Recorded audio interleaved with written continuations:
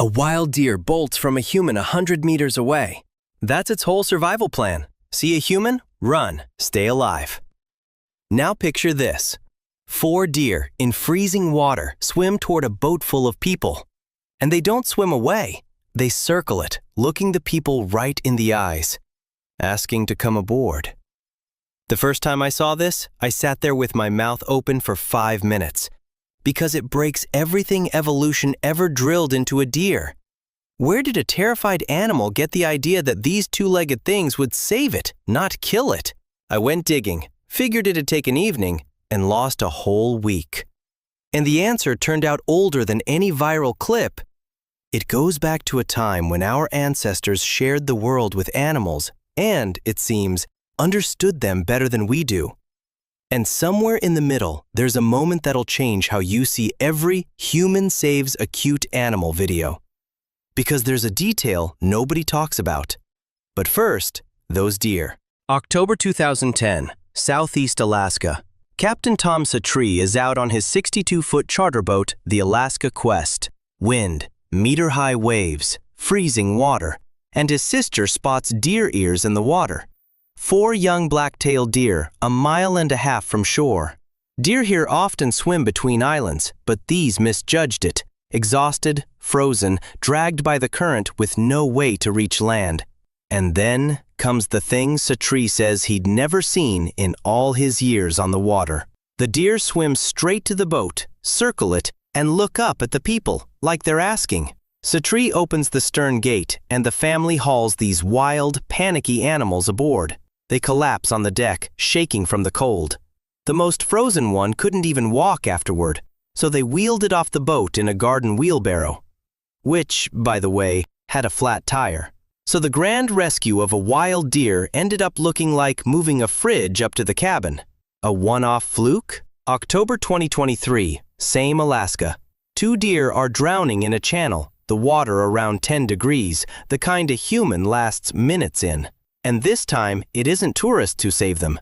It's wildlife troopers, pros who know animal behavior cold. They cut their engines 150 meters out so as not to spook the deer. And here's the funny part. There was nobody to spook. The deer paddled right up to the boat and climbed the ramp themselves, past the stunned professionals. For a deer to board a boat on its own, they say, almost never happens. And here's where you want to exhale and go, okay, got it. Animals understand us, nature's beautiful, hit like. Well, no. Here's the detail nobody mentions.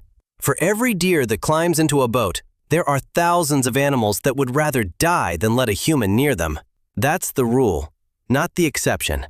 To almost any wild animal, you're not a kind passerby. You're the scariest predator this planet has ever carried. Scarier than a lion and a wolf combined. Your gentle voice means nothing to it. It doesn't see help. It sees death slowly closing in. That trusting stillness we read as gratitude is, more often than not, the freeze of pure terror.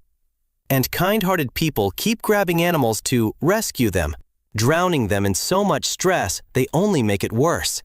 So the riddle just got nastier. If humans are a nightmare, why do a few animals come to us anyway? Turns out, fear and the ability to read intention live in separate rooms in the brain. Fear is the default, but the brainiest animals can override it when they manage to see that this human, right now, isn't hunting, but helping. And here's the experiment I had to read twice to believe. In 1978, scientists tested whether a chimpanzee understands other minds' intentions. A human holds food the ape wants.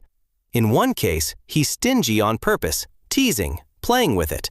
In the other, he honestly tries to hand it over, but keeps fumbling, dropping it, missing. And the chimps act completely differently. Tease them and they get annoyed and leave. Try honestly but clumsily and they wait patiently.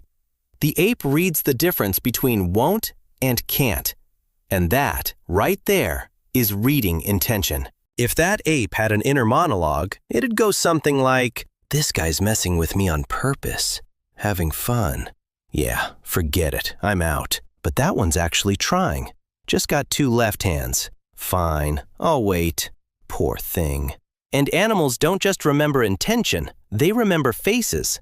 Crows that a biologist once trapped while wearing a rubber mask later spent years, by some accounts up to 17, dive-bombing anyone in that mask. Even youngsters that never saw the trapping learned the enemy from their elders. Crows basically keep a blacklist of faces, and they pass it down to their kids. And now, the part this whole channel exists for, because it's about our ancestors. In Africa, there's an unremarkable little bird, the honey guide. A honey hunter from the Yao people in Mozambique makes a specific call, a brrhm, passed down generation to generation. And the wild bird answers. It flies ahead and leads the human to a hidden bee's nest. The human takes the honey and leaves the wax for the bird. Biologist Claire Spottiswoode checked this with numbers. That call more than tripled the chance of actually reaching a nest, and to a foreign call, the birds responded far worse, which means they learned a human dialect. Wild birds. And this alliance, by Spottiswoode's estimate, may have been forming for hundreds of thousands of years. And I'll be honest, that's an estimate, not an exact date. But the fact itself is solid. Long before cities and writing, our ancestor and a wild bird were already striking deals across the species gap, and each one knew the other wasn't a threat, but a partner. So humans, yes, a nightmare to nature by default, but also the only predator some animals have learned to befriend. And the trust of that deer in the water is a faint echo of something very old. Now climb for a second into that deer's skin. Freezing water, a mile and a half to shore, legs failing, body going numb.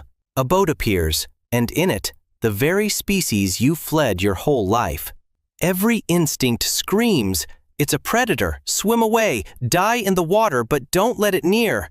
And you turn around and swim straight to it, and climb in, under strange hands, betting your life on a single guess. These ones will help. Honestly, I'm not sure I could do that. And they did. What was in their heads in that second we'll never really know, and that's not a failure of science, it's its honest edge. Another mind will never become ours. But we do the exact same thing every day. From one gesture, one glance, in a split second we decide who's in front of us, someone who'll help or someone who'll hit. And we too sometimes get it fatally wrong. So reading each other isn't our monopoly. It's an ancient inheritance we share with a deer, a crow, and a little bird from Mozambique. And speaking of predators and alliances, next time I'm digging into the strange stone, how our ancestors tamed the first wolf. And who really tamed whom? Hint, maybe we didn't choose them. Subscribe so you don't miss it, and hit like. Seriously, it's the only thing keeping this channel alive in the wilds of YouTube. See you then.